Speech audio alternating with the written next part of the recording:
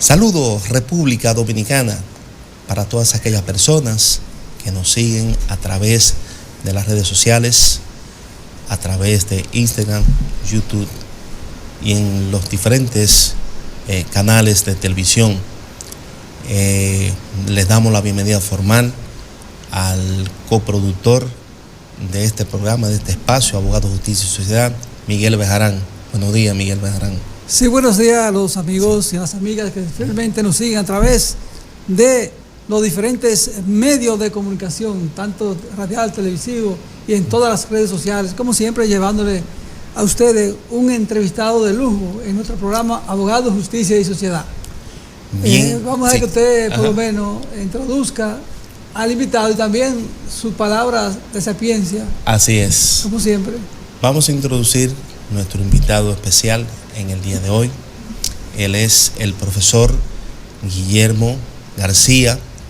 Lo conocí cuando era defensor público de la hidalga ciudad de Santiago de los Caballeros. El profesor Guillermo García se ha desenvuelto en la vida académica e intelectual, realizando diversas maestrías en Derecho. Tenemos en Derecho Procesal Penal, en Derecho Penal, maestría en Derecho Administrativo, maestría en Derecho Civil y también ha sido y es en la actualidad docente en la escuela o la carrera de Derecho de la prestigiosa Universidad Tecnológica de Santiago UTESA, donde imparte materias que van desde el Derecho Procesal Penal, Derecho Administrativo, entre otras materias. El profesor es un versado en la materia. Lo conocí siendo litigante y como litigante es un litigante de fuste, como le llamamos nosotros, excelente litigante. Muy buenos días, profesor. Muy buenos días, magistrado Manuel Cuevas. Muy buenos días, Bejarán. Muy buenos días a los honorables televidentes que siguen este prestigioso programa que lleva tanta educación y tanta información objetiva a toda la sociedad. Gracias por esa introducción, Cuevas, y yo creo que es porque usted me quiere mucho. No, que usted se lo merece. Usted es su trayectoria increíble. Bueno, aquí tenemos uno de sus vástagos que está aquí con nosotros. Qué bueno, ¿verdad? Que lo vaya ilustrando para que trille también sus pasos. Acuérdense que los hijos ven los pasos de su padre y trillan sus pasos. Excelente. Muchas gracias. Bien. Yo me siento realmente como un colaborador de este programa, aunque tenía mucho tiempo que no me invitaban, pero cada vez que me invitan estamos prestos para acudir aquí y poder dar un poquito, un granito de arena, un aporte a la sociedad dominicana, que lo sigue a través de este programa. Así es, profesor. Profesor, usted sabe que nosotros empezamos siempre con una oración al Todopoderoso. Sabe que cuando uno se pone en sintonía con el Señor de señores, con el Creador, siempre todo le sale bien. Es el que nos da la vida y el que nos da el ser. Señor Jesús, te vamos a pedir en este día, Señor, que nos ilumine a todos nosotros, a todos los que ven y a los que no ven este programa también. Señor, infunde en nosotros lo que es el positivismo, el amor hacia los demás, el amor al prójimo. Bendice a todos los que laboran en esta empresa. Bendice también a nuestro invitado y colaborador de este programa también, a Guillermo García, a su familia también, a toda su familia. Y qué más que pedirte, Señor, que la bendición desde lo alto, porque el que te tiene a ti, lo tiene todo. Amén. Amén. Así es. Bien, hoy vamos a referirnos para que nos ilustre con los diferentes tópicos en el área de derecho. Vamos a hablar de lo que es el habeas corpus preventivo, y así como también en cuanto al tema que siempre está en el debate público, en la palestra pública, que que es la reforma al Código Penal. Pero vamos primero con el habeas corpus. ¿Qué es el habeas corpus? Y en este país, si se puede utilizar el habeas corpus preventivo y cuáles son sus efectos ante el derecho, ante nuestro derecho. Sí, muy buenos días, amables televidentes.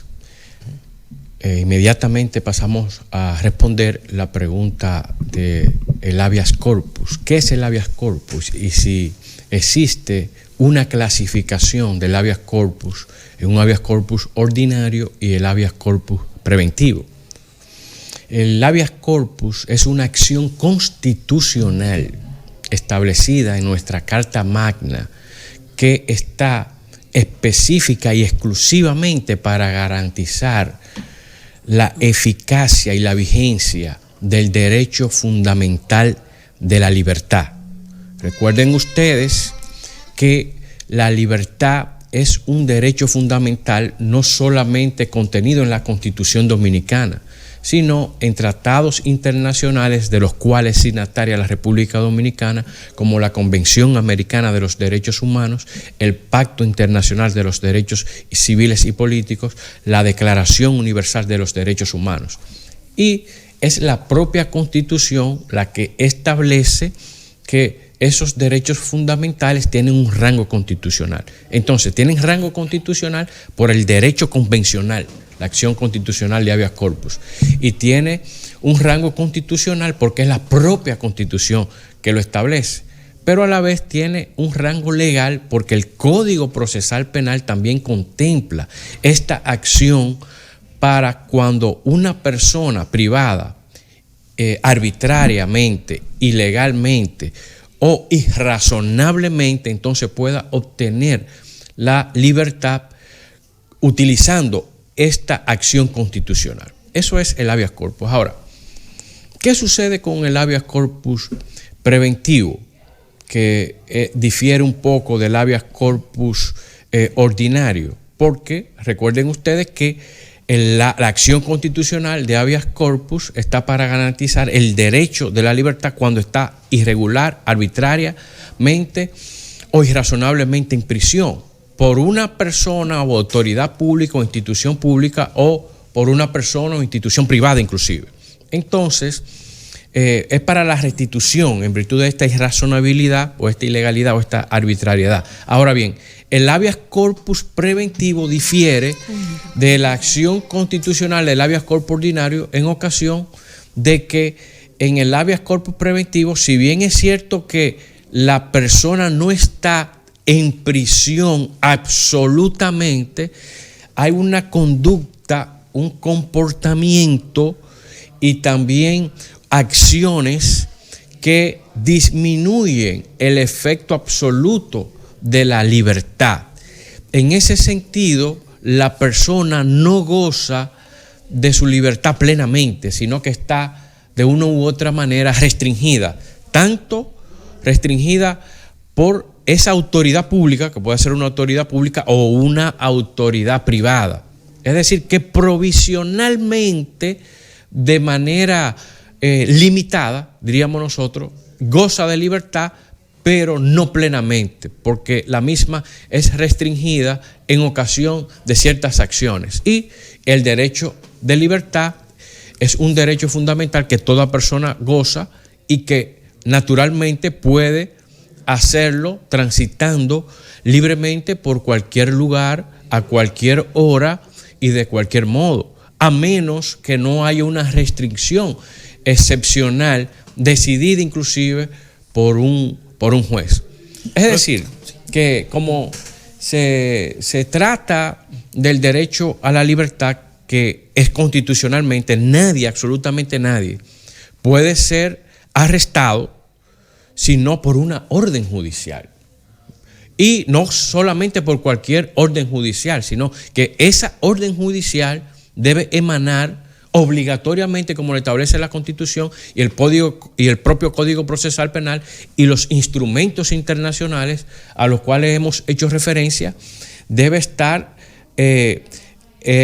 firmada, motivada y emitida por una autoridad judicial competente. Es decir, no es cualquier autoridad judicial que la puede emanar, sino una autoridad judicial competente. En ese sentido, fuera de ese caso, solamente podría entonces arrestarse una persona por infracción flagrante, que es aquella infracción, aquella acción delictiva o criminal que se acaba de cometer en la actualidad. Y cualquier autoridad, inclusive una persona, puede arrestarla en ocasión de la comisión de esa infracción. Entonces, fuera de esos casos, no puede privarse de la libertad absoluta, pero tampoco limitada a ninguna persona. Hay otro recurso muy parecido aunque a este recurso, como es el caso, recurso de amparo, que es muy parecido y muchas personas se cuestionan. ¿Y qué diferencia hay? Porque más o menos tiene quizás en el fondo lo mismo, porque escucho a muchos abogados en casos muy particulares incubando recursos de amparo y también recursos de habeas corpus, entonces tienen casi el mismo efecto, pero el común de la gente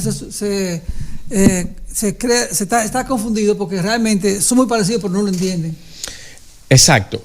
Son acciones constitucionales, tanto el habeas data, el habeas corpus y también la acción constitucional de amparo. El habeas corpus, acción constitucional de habeas corpus, tiene que ver específicamente con relación a la libertad de la persona. Cuando una persona está ilegal, irregular, ilegítimamente, arbitrariamente o irrazonablemente detenido por una autoridad pública o por cualquier persona, sea física o jurídica. El habeas data con relación a la protección de los datos de la persona. Y la acción constitucional de habeas corpus, fuera entonces de esos casos, es procedente con relación a cualquier otro derecho fundamental. Por ejemplo, un derecho fundamental en el que interviene el habeas corpus, fuera de esos casos, sería el derecho de propiedad. Es un ejemplo, pero hay muchísimos otros derechos. Pero ahora me viene a la mente el caso del derecho de propiedad, pero también puede vincularse un derecho laboral, el derecho al trabajo, pero también pueden vincularse otros derechos como es el derecho inclusive a la identidad, a la ciudadanía, etcétera. Hay muchísimos otros derechos fundamentales que tanto la Constitución Dominicana como los tratados internacionales de los cuales es signataria la República Dominicana, a los cuales anteriormente hemos hecho referencia, amparan, ¿no verdad? Entonces, esas acciones constitucionales son la vía eficaces, la vía eficaz o las vías eficaces para concretizar y materializar esos derechos fundamentales cuando son vulnerados. Ahí está el habeas corpus, el habeas data y también la acción constitucional de amparo. Sí. Profesor, últimamente, usted sabe que estaba muy en la palestra pública el caso de Joshua Stevens, aquel nacional estadounidense que fue señalado con la desaparición de la joven de origen de la India. Con relación al caso que posteriormente sus abogados incoaron una acción de habeas corpus preventivo, ¿procede o no procede en ese caso? ¿Y cuál es su punto de vista desde el punto de vista académico? Hubo una decisión ya en ese caso judicial por el juez unipersonal del Distrito Judicial de la Altagracia, el juez penal. Nosotros consideramos que es procedente la acción constitucional de habeas corpus preventivo por el hecho de que se pudo comprobar, porque en el habeas corpus también, igual que cualquier otra materia, y muy específicamente en esta, de manera muy sucinta, de manera breve, son admitidos absolutamente todas las pruebas de origen lícito, claro está, que puedan establecer ciertamente la privación de la libertad de esa persona. Entonces, en este caso, si bien es cierto que no estaba privado de la libertad en un centro penitenciario y no se trataba de plazo, etcétera, sino que no estaba disfrutando ese nacional norteamericano de Estados Unidos de Norteamérica, en este caso, no estaba disfrutando a plenitud el derecho de la libertad, porque no podía, por ejemplo, irse a Estados Unidos, no podía salir del hotel donde él estaba alojado, no estaba en un centro penitenciario, pero no estaba disfrutando más allá de poder andar, poder transitar en el propio hotel donde estaba localizado o ir a la fiscalía a un interrogatorio como se le hizo, pero con las autoridades compareciendo conjuntamente con él. Es decir, que de una u otra manera estaba restringida su libertad. Y por ese motivo entonces había dos opciones: o que se le otorgara la libertad en su plenitud, la libertad absoluta y no de manera restringida como querían las autoridades en ese momento, y que ya llevaba inclusive prácticamente una semana, si no me equivoco, como ha trascendido en los medios de comunicación, o el Ministerio Público entonces tenía que solicitar una medida de coerción ante la autoridad judicial competente para atarlo entonces a un proceso. ¿Qué pasó? Que el Ministerio Público entonces en ningún momento lo hizo. Entonces no podía estar retenido, no podía estar privado de su libertad, aunque no fuera en un centro penitenciario, de esa forma, de esa manera, porque sutilmente entonces estaban limitando, estaban restringiendo la plenitud y a cabalidad el derecho de la libertad, y por eso fue el habeas corpus preventivo, para que entonces no pudiera someterse a ese tipo de irrazonabilidad o de arbitrariedad o de ilegalidad con respecto a la prisión que estaba padeciendo. Es decir, que cualquier otra manera de poder legalizar el proceso en ese momento era obligatoriamente, procesalmente hablando, solicitar una medida de coerción. Por eso nosotros entendemos que actuaron bien con esa solicitud de habeas corpus preventivo, que posteriormente surtió los efectos esperados. Es una situación que, claro está, esta figura de la acción constitucional de habeas corpus prácticamente ha quedado en desuso por la procedencia en sí, que es cuando nosotros hemos establecido la procedencia de la misma. Es decir, que cuando ya hay una medida de coerción solicitada, la misma legislación hace improcedente la acción constitucional de habeas corpus. ¿Por qué? Porque en ocasión ya de la medida de coerción es al juez competente al que le compete, es el facultado para decidir sobre la procedencia o no de esa medida de coerción, sobre la ilegalidad o no de esa medida de coerción, sobre la inconstitucionalidad o no de esa medida de coerción, o sobre la irrazonabilidad o no de esa medida de coerción solicitada por el Ministerio Público. Es decir, que fuera de esos casos de los cuales nosotros hemos dicho anteriormente, prácticamente se hace improcedente la acción constitucional de habeas corpus. Por ese motivo, siempre que ya hay un juez apoderado, es al juez que le compete decir sobre la legalidad o constitucionalidad o convencionalidad de la misma. Profesor, la última pregunta para irnos a unos consejos comerciales o una pausa, como dice Miguel. En el juicio se convoca una audiencia para el recurso constitucional de habeas corpus. Entonces el juez, a petición de las partes, ordena lo que es el desalojo de la prensa ante la audiencia. Se ha hecho muy de moda en los juicios, casi en esos juicios que son muy sonoros, de que la prensa esté en las salas de audiencia recogiendo todas las incidencias. Desde el punto de vista académico, ¿cuál sería el parecer suyo y qué derecho tiene la prensa ante el juicio?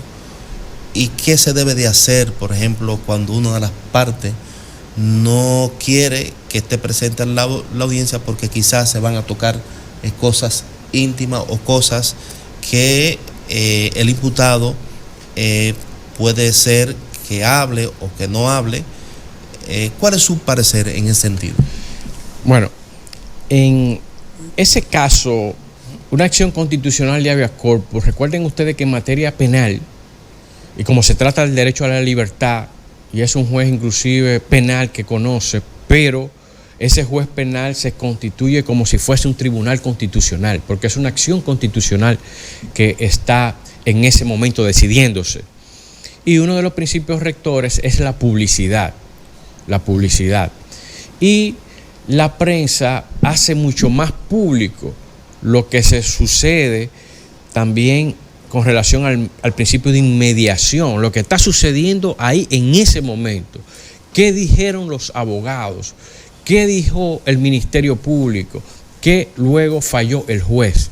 Es importante que también la sociedad sepa de lo que se está tratando, porque precisamente se trata de un caso ya publicitado. En ese caso no se trataba ni siquiera de un imputado, sino de alguien que estaba siendo investigado. Eso no se puede desquitar, eso no se puede ocultar. Estaba siendo investigado, independientemente de que ya formalmente todavía no había sido formalmente tratado como un imputado, sin embargo se le estaba restringiendo la libertad parcialmente, como anteriormente hemos establecido. Entonces, en ese sentido, yo entiendo que la sociedad debe ser siempre parte de los procesos por el principio de publicidad. Ahora bien, excepcionalmente, en los procesos penales, en la fase preparatoria de los procesos, se restringe porque el proceso es público entre las partes. Como se está investigando, elementos probatorios podrían ser ocultados o elementos provisionalmente que puede obtener el Ministerio Público, si son dilucidados ante los medios de comunicación y ante terceros, entonces podrían perderse, no podrían recolectarse. Entonces esto trastorna un poco la investigación, pero eso es en la fase preparatoria. Pero en este proceso, por ejemplo, al no tratarse ni siquiera de una fase preparatoria, sino de un arresto irrazonablemente de manera parcial, de manera muy simulada, aunque fuese en otro, fuera de un centro penitenciario, que implica más bien entonces una prisión como domiciliaria, diríamos nosotros, que es una medida de coerción. Bueno, estás en el hotel, pero no puedes salir del hotel, no puedes viajar a tu país, etcétera. Es decir, es una restricción, inclusive si no puedes viajar es otra medida de coerción. Es decir, estaríamos hablando de un impedimento de salida. No puedes salir del hotel, un arresto en principio domiciliario, si no puedes salir del hotel, con acompañamiento policial o de agentes penitenciarios, etcétera. Nada más sí puede salir. O no puede viajar, impedimento de salida. Entonces, esas dos situaciones, esas dos medidas son esencialmente medidas de coerción contempladas en el Código Procesal Penal y que, dicho sea de paso, al ser medidas de coerción, entonces naturalmente que tienen que ser impuestas por un juez. Sin embargo, estaba padeciéndolas sin haber sido impuesta por un juez, firmada por un juez, motivada por un juez. Entonces, por eso es la acción constitucional de habeas corpus procedente en ese caso y en cualquier caso similar en que suceda una situación de esta naturaleza. Bueno, vámonos a una pausa para luego regresar con otros aspectos importantes de este programa Abogados, Justicia y Sociedad, donde estamos tratando un tema muy importante. Nos vamos y regresemos en breve.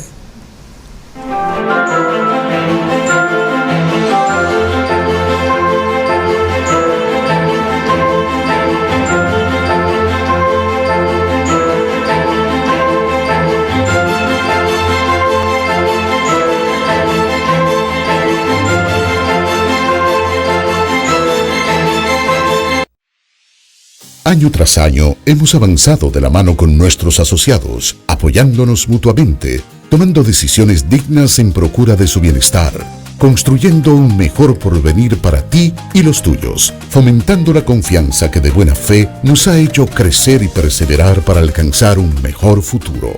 70 años después, seguimos más fortalecidos gracias a ti, a tu confianza, a tu buena fe. Creyendo que sí se puede, apoyándonos mutuamente para el logro de una mejor sociedad. Hoy mantenemos nuestro compromiso de seguir trabajando junto a ti, construyendo bienestar y soluciones solidarias para satisfacer tus necesidades y mejorar tu calidad de vida. Cooperativa La Altagracia. El cooperativismo es solución. Acompáñame y te muestro qué estamos haciendo en el municipio de Santiago. Santiago muestra transformaciones. Estamos haciendo que la ciudad sea una ciudad inteligente, moderna y organizada. Estamos trabajando no solo en el centro de la ciudad, sino también en nuestros barrios. Y eso, sin lugar a dudas, es cambio. Estamos firmando acuerdos con diferentes instituciones para hacer de Santiago el Santiago que todos y todas queremos, aspiramos y merecemos. Santiago está hermoso. Santiago está cambiando. Lo estamos transformando. Santiago está a otro nivel. Desde ya sentimos ese orgullo santiaguero. Alcaldía del Municipio de Santiago. MB y Reyes, asesores de seguros. Nelson Reyes y Yomara Barrero, profesionales altamente capacitados para orientarte en la obtención de tu seguro. Servicios que ofrecemos: seguros de salud local e internacional, seguros de personas, seguros de automóviles, seguros de propiedades, seguros técnicos, transportes diversos, finanzas. Comunícate con nosotros a través de Facebook, Asesores de Seguros MB y Reyes. En Instagram, Asesores MB y Reyes. En WhatsApp, 829-851-0638. Y tenemos nuestros correos electrónicos: mbasesoresdeseguros1@gmail.com y segurosnelsonreyes@hotmail.com.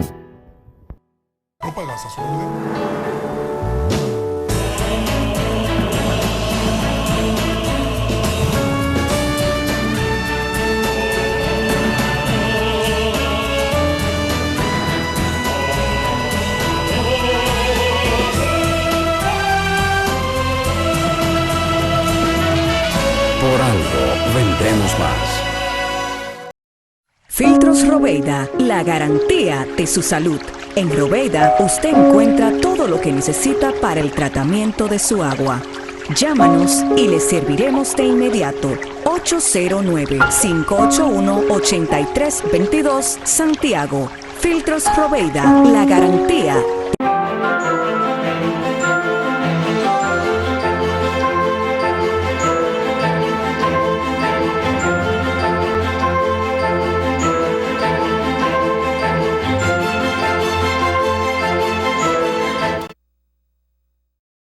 Bien, señores, aquí con nosotros el profesor, distinguido abogado también, catedrático, Guillermo García.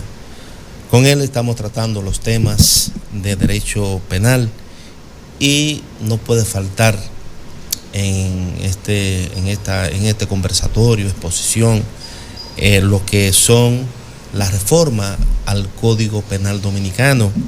Hay muchos temas, profesor, entre ellos la de que si se despenalizaría la difamación e injuria, también las acusaciones a sus directivos de las sociedades comerciales, pero hay un tema que es fundamental y que tiene como una retranca en nuestro Senado, en nuestro Congreso Nacional, que es el tema del aborto.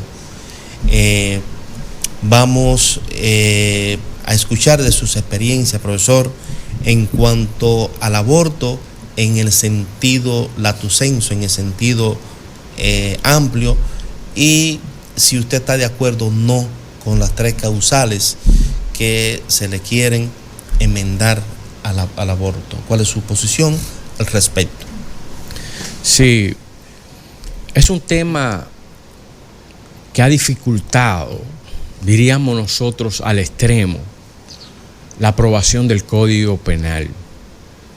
La Constitución Dominicana establece el derecho a la vida, desde la concepción hasta la muerte.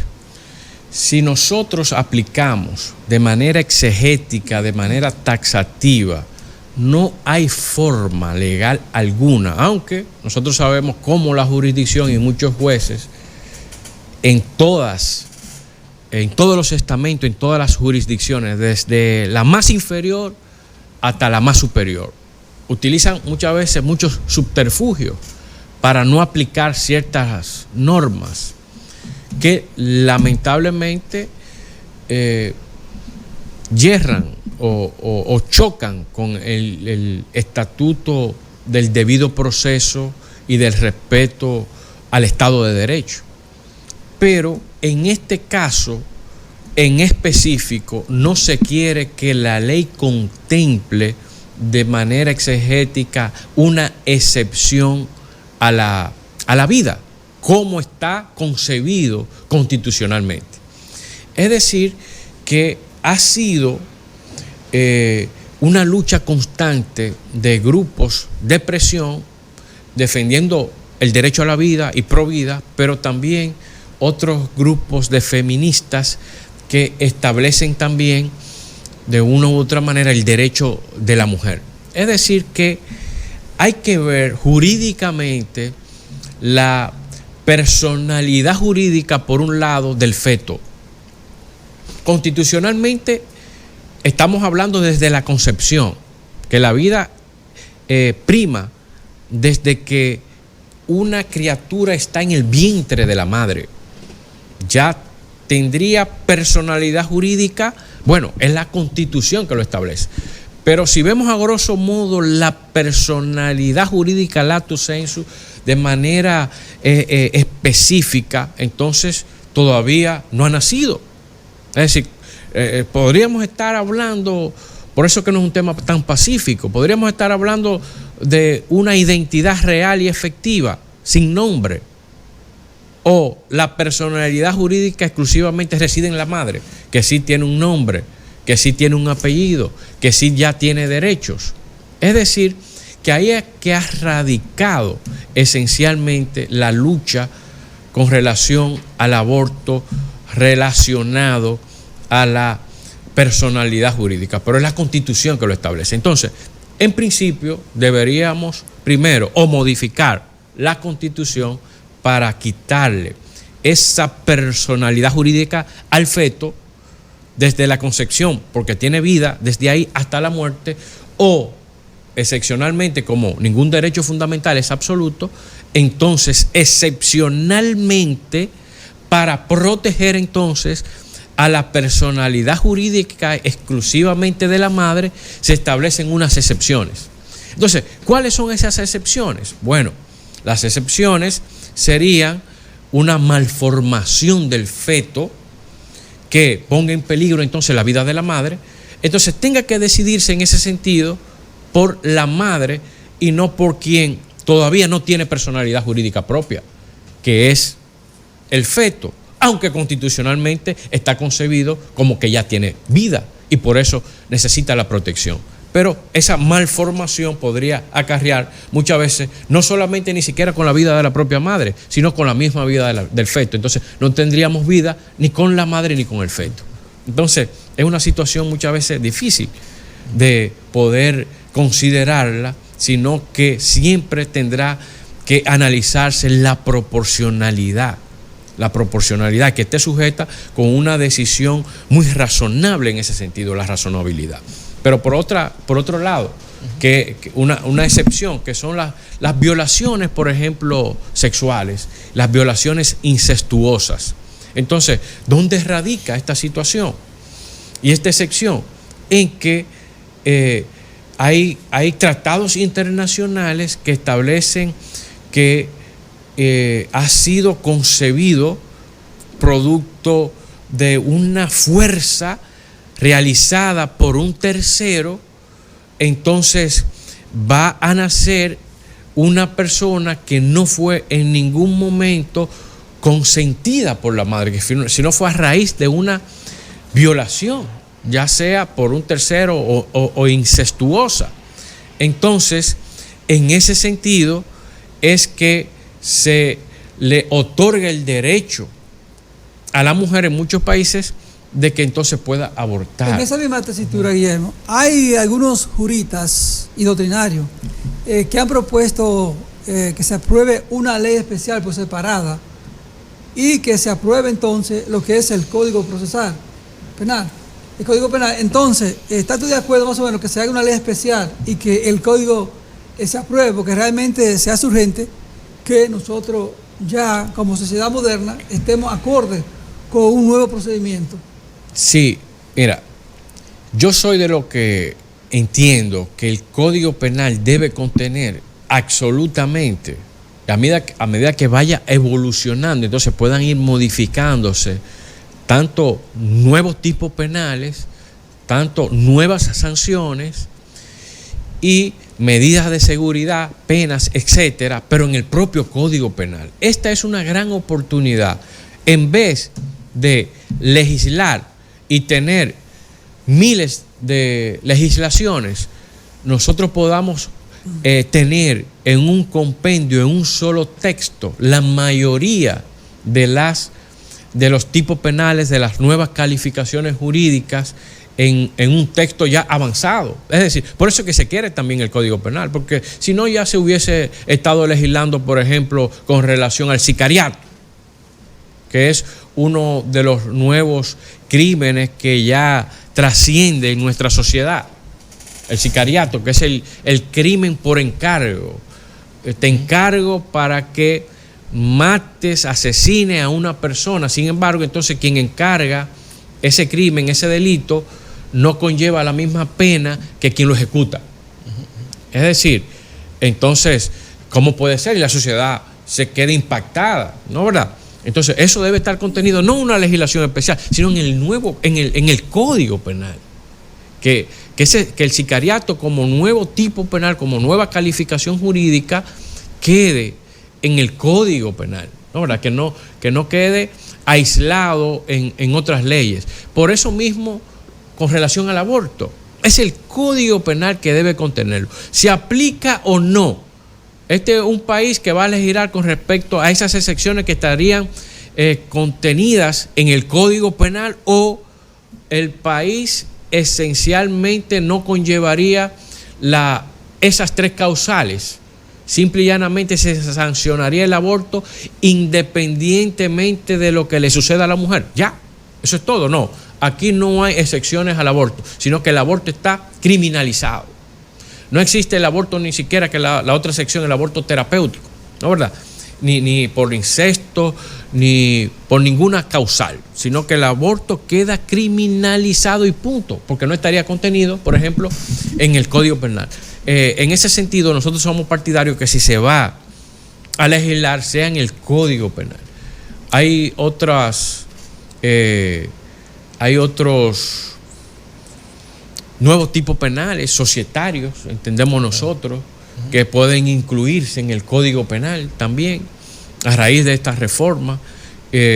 Por ejemplo, hay muchas sociedades comerciales que cometen delitos, pero ¿cómo se le impone una pena a una sociedad comercial esencialmente cuando no sea necesariamente por delitos societarios especificados y contemplados en la ley de sociedades?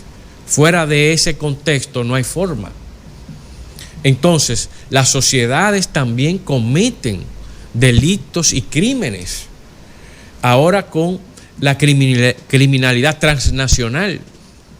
Entonces, lo que sucede es que, ¿cómo se le impone una pena a una sociedad comercial no contemplada, en virtud y en ocasión del principio de legalidad? Nulo un delito, nula la pena sin ley previa. No hay delito, no hay pena sin una ley previa. Es decir, es el Código Penal quien debe contemplar que las sociedades comerciales, claro está, con la descripción del delito o el crimen cometido, entonces pueda ser sancionada. ¿Cómo se sancionaría una sociedad comercial entonces? Bueno, como se hace muchas veces cuando se cometen crímenes donde son vinculadas al tema de lavado de activos. En este caso, la sociedad comercial sería pasible de una pena que puede ser tener una sanción provisional de incautación de sus bienes o de su operación provisionalmente. o una pena definitiva, mientras ya el proceso se haga y vaya a un juicio esa sociedad comercial, entonces una pena de varios años sin ningún tipo de operación, o una pena definitiva con respecto a la magnitud del derecho o el crimen perpetrado, donde se cierre de manera definitiva la empresa, se clausure, por ejemplo, pero donde quede de manera mucho más objetivo los tipos penales, las acciones que viene relacionada al delito de comisión por omisión. Es decir, ahora mismo hay muchos directores de empresas, de sociedades comerciales que cometen conjuntamente con la empresa, y que de ahí también debería objetivizarse la asociación de malhechores con respecto a la empresa y también con relación a los directores y a los gerentes de la empresa, a los socios de la empresa, de la participación. Ahí viene el tipo penal también del concurso del delito, de la coautoría y participación. No solamente cometen delitos los quienes dirigen la empresa, sino también la propia empresa, por el delito de comisión por omisión, los directores de la empresa y los gerentes. Pero eso tiene que quedar objetivizado, porque ahora queda meramente a la subjetividad, y algunos tribunales condenan, pero otros no, con respecto al delito de comisión por omisión. Esto es ahora un momento oportuno para que se describa esta situación con relación a la responsabilidad penal cuando la comete la empresa, si hay asociación de malhechores y la participación. Porque muchas veces nos vemos en ese escenario. Sí. ¿Qué se cometió? ¿Quién cometió el crimen? Sí. ¿Cómo se cometió el crimen? ¿Dónde se cometió? Etcétera. Entonces, esto trae a colación muchas veces acusaciones que desbordan la intención, por ejemplo, del propio Ministerio Público de poder demostrar ese caso, pero con el famoso dibujo de ejecución, entonces no hay forma. Y entonces es mucho mejor que ya sea el Código Penal que contemple de manera mucho más objetiva esta situación. Entendemos nosotros que es una oportunidad grandiosa con respecto a los delitos y crímenes societarios que se incorpore ahora con respecto a la descripción del tipo penal cometido tanto por la empresa y la sanción. Y también de esa misma manera cómo quedarían involucrados los directores, los gerentes y los socios de la empresa, en ese sentido. Correcto. Profesor, me gustaría a mí que usted profundizara, aunque lo dijo con mucha lucidez, los delitos de comisión por omisión. O sea, algunos ejemplos para que el que esté observando, aquellos estudiantes también, y también, profesor, con relación al feminicidio, que está muy, hemos visto en muchos casos ante la opinión pública cómo la agresividad de las parejas han llegado al traste, ¿verdad?, con lamentables hechos, muy lamentables en la República Dominicana. Nos gustaría saber cuál es su opinión y qué establece el código con relación al feminicidio. Muy bien. Es importantísimo el análisis que se pueda abordar en el nuevo Código Penal con relación al feminicidio, porque una cosa es lo que socialmente está pasando y en la mente humana y tradicionalmente enraizada a través de la cultura y educación que hemos vivido a través de los años en la República Dominicana. Y yo entiendo que nadie, absolutamente nadie, sale a matar a una mujer por el hecho de ser mujer. Y entonces el feminicidio es eso. Usted salir a matar a una mujer por el hecho de ser mujer. No, nadie sale a matar a una mujer por el hecho de ser mujer. Entonces, lo que se podría es agravar la violencia intrafamiliar, si es eso lo que se quiere. Pero el feminicidio como tal no podría existir por el hecho de que entonces cuando una mujer cometa ese crimen en contra del hombre, ¿cómo se denominaría el delito? ¿Cómo se denominaría el delito? Masculinicidio, diríamos nosotros. Entonces habría que poner el masculinicidio. Hay feminicidio, pero en ocasión del principio de igualdad entre las partes ante la ley, cuando sea la mujer que cometa un crimen en contra del hombre y haya algún tipo de vinculación, entonces se denominaría masculinicidio. Entonces, por un lado habría feminicidio y por otro lado habría masculinicidio. Y no es eso lo que quiere la sociedad. Entonces, hay que interpretar bien, si se quiere es modificar la parte de la sanción exclusivamente en estos tipos de delitos, de crímenes, o denominar ese hecho con una nueva calificación jurídica, un nuevo tipo penal. Yo creo que en ese sentido se hace más que justo valorar exhaustivamente qué es lo que se quiere. Pero de feminicidio no es cierto que un hombre salió a matar a una mujer por el hecho de ser mujer, no. Ahí hubo un problema. De la naturaleza que sea, social, familiar, económica, como usted lo quiera llamar, de intrafamiliar, que la ley sí lo contempla. Ahí hubo un problema de incomprensión que llegó a esos fines que jamás pudieron haber llegado. Entonces, si se quiere que haya una disuasión con respecto a la comisión de estos tipos penales y se entiende que es por una pena mayor, que la gente o los hombres entenderían que podrían propiciar una mayor una menor proporción con respecto a la comisión de estos crímenes, entonces es con respecto a la pena, no a la formulación de un nuevo tipo penal que no lleva y no daría el traste nunca, porque no salió a matar por el hecho de ser una mujer, sino por el hecho de haber sucedido un problema entre ellos, independientemente de que sea un problema inclusive interno del hombre, que es demasiado celoso, un ejemplo, pero no acarrió esta circunstancia a matar a una mujer por el hecho de ser mujer. Te voy a matar por el hecho de ser mujer. No. La mata por el hecho de que es su mujer y hay un problema entre ellos y que naturalmente entiendo yo que debe haber una mayor ejecución de políticas públicas educativas que empiece desde la niñez hasta la adultez por el problema que se ha acrecentado, para que tenga un mayor desenvolvimiento. Ahí entra en ese plano la criminología a través de la sociología criminal. Sociológicamente se ha identificado entonces que hay una mayor propensión a ese crimen, entonces vamos a ver cómo se previene.